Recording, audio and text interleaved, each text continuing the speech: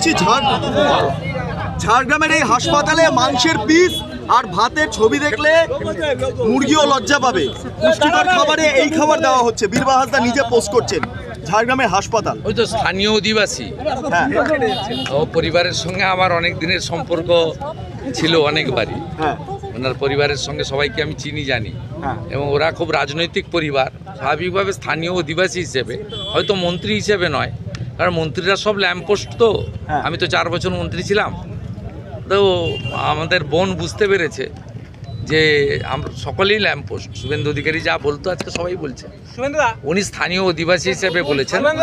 আমি এই পোস্টকে ওয়েলকাম করব এবং যাতে সমাধান আমাদের মাননীয়া বীরবা হাসদা বোন করেন, বাধ্য করেন তার স্বাস্থ্যমন্ত্রীকে দিয়ে, মানে তথা মুখ্যমন্ত্রীকে দিয়ে, এটা আমি আশা করব। কারণ ওখানকার মানুষ অর্থনৈতিকভাবে ভীষণ পিছিয়ে পড়া মানুষ এবং তারা সরকারি স্বাস্থ্য ব্যবস্থার উপরে চিকিৎসা করেন। তাদের বাড়ির কারোরই স্বাস্থ্যমন্ত্রীর ভাইপোর মতো হপকিন্স হসপিটালে যাওয়ার টাকা নেই আমেরিকা।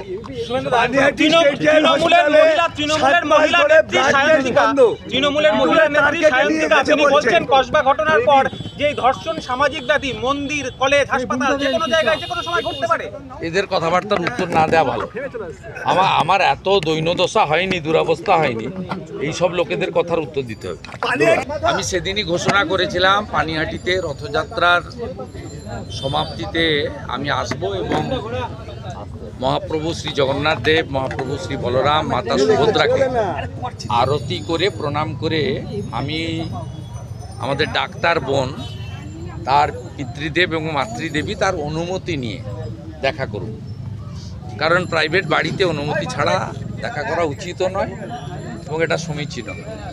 আমি ওনাদের পরিবারকে কালকেই জানিয়েছিলাম, আজকে দুপুরেও আমার অফিস থেকে সম্পর্ক করা হয়েছিল। তা ওনারা বলেছিলেন যে ওয়েলকাম, আসুন। তা আমাদের মধ্যে অনেক কথা হয়েছে। প্রথমত ওনারা যে আইনি লড়াইটা শিয়ালদা কোর্টে বা কলকাতা হাইকোর্টে লড়ছেন, পশ্চিমবাংলার একজন সচেতন নাগরিক হিসেবে রাজনৈতিক পরিচয়ের ঊর্ধ্বে উঠে বা আমি কোন পদে আছি তার ঊর্ধ্বে উঠে, এটাতে পশ্চিমবাংলার লক্ষ লক্ষ কোটি কোটি সচেতন নাগরিকদের মতো আমারও পূর্ণ সমর্থন আছে।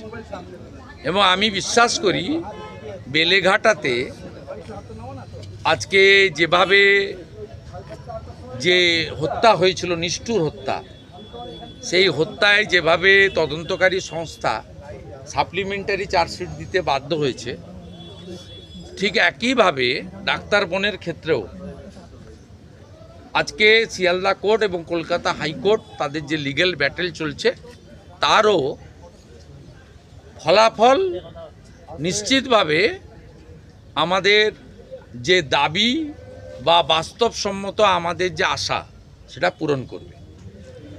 তাই লিগ্যাল ব্যাটেল নিয়ে আমি এর বাইরে আর কিছু সাংবাদিকদের বলছি না।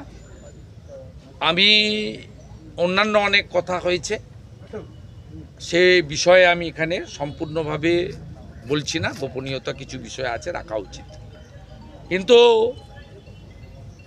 আজকে পশ্চিমবাংলায় যে কটা ঘটনা গত কয়েক বছরে ঘটেছে, তার মধ্যে ডাক্তার বোনের বাবা মার যে লড়াই,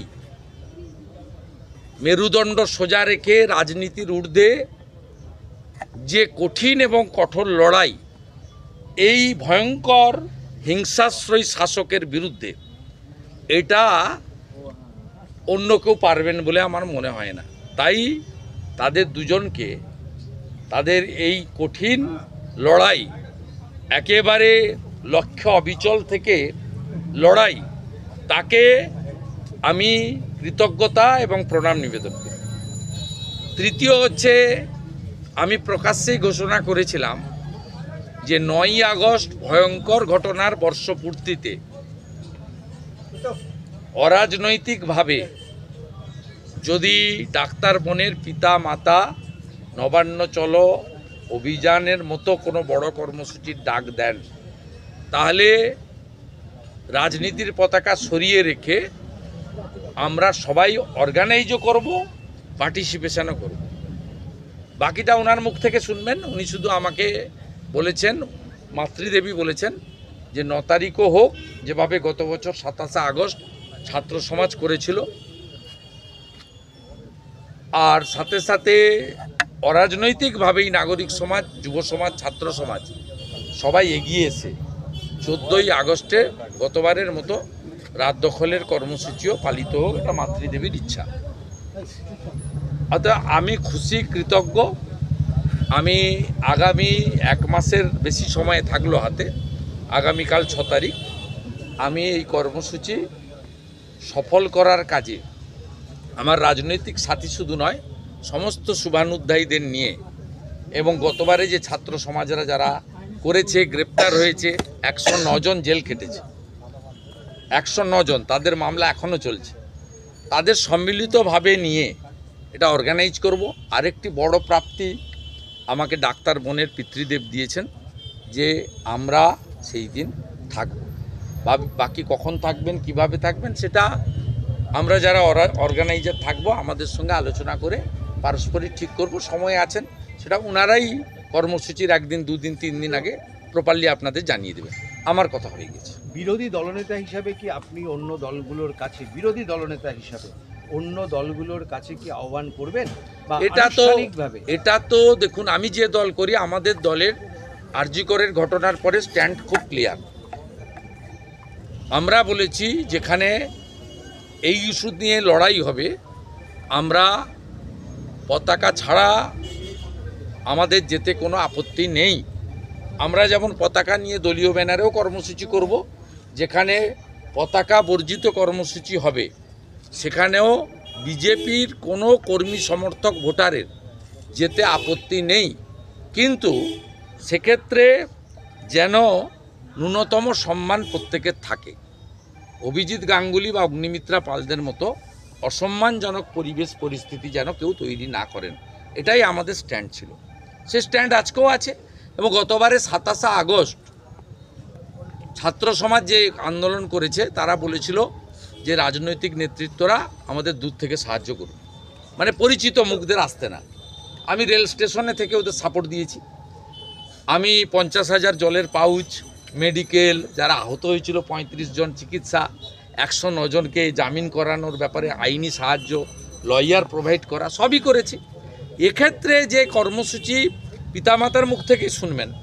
একজন পশ্চিমবঙ্গ সরকারের কর্মচারী ছিল এবং পশ্চিমবঙ্গের একটি শিক্ষা প্রতিষ্ঠানে সে পড়াশোনা করত। সেই শিক্ষা প্রতিষ্ঠান এবং তার কর্মস্থলে তার এই আজকে নির্মম পরিণতি হয়েছে। সেই যে দায়, পশ্চিমবঙ্গ সরকার কখনোই তার দায়, এবং স্বাস্থ্য সচিব কখনো তার দায় ঘাট থেকে নামাতে পারেন না। সেই কারণেই আমরা ঠিক করেছি আগামী 9ই আগস্ট বর্ষপূর্তি উপলক্ষে 1 বছর হয়ে যাচ্ছে, আমরা ন্যায় বিচার পাইনি, এবং আদালতে রাজ্য সরকারের যে ভাবমূর্তি এখনও আছে তারই প্রতিবাদে এবং ন্যায় বিচার ছিনিয়ে আনার জন্যে আমরা নবান্ন অভিযানে ডাক দিচ্ছি। সেখানে সমস্ত রকম লোককে আমরা উপস্থিত থাকার জন্যে আহ্বান জানাচ্ছি। এবং 14ই আগস্ট যেরকম কোটি কোটি লোক রাস্তায় নেমেছিল রাত দখল করতে, আমি বলবো এই সমাজকে পরিবর্তন করতে আবার ওই রকমভাবে সবাই যেন রাস্তায় নামেন, এবং 14ই আগস্ট রাত দখলের দিনটা আবার যেন পুনরায় পালিত হয়, এবং ওইভাবে সবাই সমাজে রাস্তায় এসে সরকারকে বুঝিয়ে দেবেন যে তিনি অন্যায় করছেন। সরকার যদি কোনো অন্যায় করে তাকে বোঝানোর ক্ষমতা কিন্তু মানুষেরই আছে। সুতরাং সেই জন্যই আমি সমস্ত মানুষকে বলছি 9ই আগস্ট নবান্ন অভিযান এবং 14ই আগস্ট রাত দখলের কর্মসূচিতে আপনারা সবাই আসবেন, সবাইকে আহ্বান জানাচ্ছি। এবং সংবাদ মাধ্যম তো অবশ্যই থাকবে, কারণ এই 1 বছর ধরে সংবাদ মাধ্যম যেভাবে আমাদের সঙ্গে আছে, সত্যি সংবাদ মাধ্যমের উপর আমরা কৃতজ্ঞ। আজকে আমরা যে এগিয়ে যাচ্ছি, সাধারণ লোকও আমাদের অনেক পাশে আছে। যতদিন আমরা ন্যায় বিচার না পাই তাদের সবসময় বলবো আমাদের পাশে থাকতে, এবং আমরা যে সমস্ত আন্দোলনে কর্মসূচিতে যোগ দেব তারাও যেন অবশ্যই সবাই মিলে এসে যোগ দেন। তাহলে সরকারকে আমরা বুঝিয়ে দিতে পারবো তুমি বিচার না দিয়ে অন্যায় করছো।